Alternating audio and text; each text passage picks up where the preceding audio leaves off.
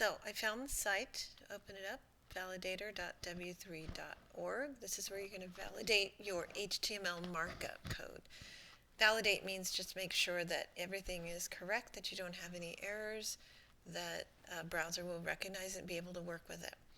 Okay, so a reminder, we deleted, where were we? So at the image tag here, there's our source. We deleted, if you remember, our closing bracket there. Notice how the colors changed as soon as I did that, showing immediately that there's an error here. So that's kind of a good indicator as well. All right, so I can see I have a little dot here next to it, so that means I haven't saved it. So Command S or Control S to save. Then I'm going to go over to this page to validate. If I had it already made public on a website, then I could use the validate by URI or URL, as we know. But I want a file upload, so I'm going to go over here, validate by file upload, choose the file.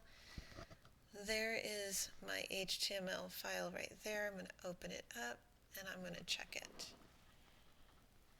And yep, I have some errors here. The book says you'll have 3. I actually have 4. So somewhere in that range, you'll see that there are some problems.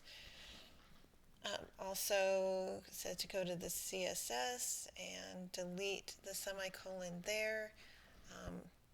It should bring it down to 1 error, but it will keep it still at the 3 to 4 error range. So basically this is just telling you did that one change there, and it's telling you that there's all sorts of things going on here. Line 12, column 5, it takes you right to where that first problem started. And this is the thing with errors and troubleshooting. You have to kind of trace it back to that first thing that caused the problem. So you may have a lot of errors listed there, but that's because of the one thing that we did. So finding that one thing and fixing it can remove all of these errors. So I'm going to put the closing bracket back in. I'm going to save it, Command S. And then I'm going to go back over here, check by file upload. I'm going to choose the file again since I have saved it. And then I'm going to click check. And you'll see that all 4 of those errors disappeared. So that's just something helpful to know, that you don't have to go through each one of them. Sometimes it's just finding that one that caused all the problems. So start with that very first error and see if you can fix it. While I have you here, I'm just going to take you through the code just real quickly. So you start off with a doc type. This is the format for that. The type is HTML.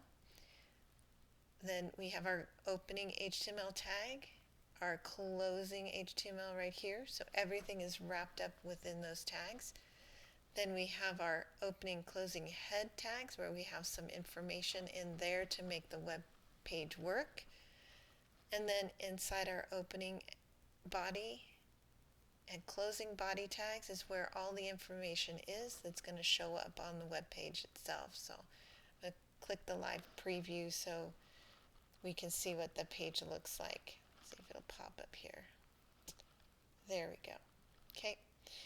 So all of this information, since it's within the body tag, shows up on the page. Everything up here in the head section does not. So what is that? We have a character set. This is defining the type of character set that the browser will recognize. Then we have opening, closing title tags, JavaScript and jQuery book. This title, you might say, oh, well, maybe that's on the page. Well, it's not. If you look up here at the tab, the title always shows up in the tab of the browser. And then we are linking out the style sheet and book.css. And here we have our book.css. So we need to link it here to make that connection that the HTML file is going to use that CSS file. And together, they're going to create this web page. And then everything in here in the body shows up there. So we have an H1 tag, closing H1 tag. Everything in between there is actually a header. So here we can see our header right there. Without the CSS telling it to be red, it would just be black with no style or anything to it. IMG is an image tag. Whenever you have an image tag, you do not need to have a /img to close it out. Just using the greater than bracket at the end closes out that tag completely. Inside of here is where we give the source. So what is the source of the image? src.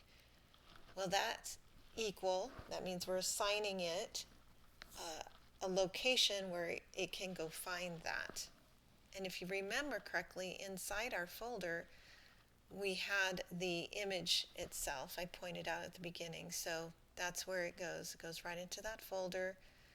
It's called javascript_jQuery.jpg. Alt equals, so that's the alternate text. So in case someone cannot see the image on the page and they're using a screen reader to read back all of the information on here, it will say that that's an image JavaScript and jQuery book. P is paragraph tag, so we have opening and a closing paragraph. The paragraphs are inside there. We have 3 paragraphs you can see. This last one has an ID attached to it to identify it, and that ID is service. So that way we're able to use that ID in the CSS to make that red. Okay, so I hope this was helpful.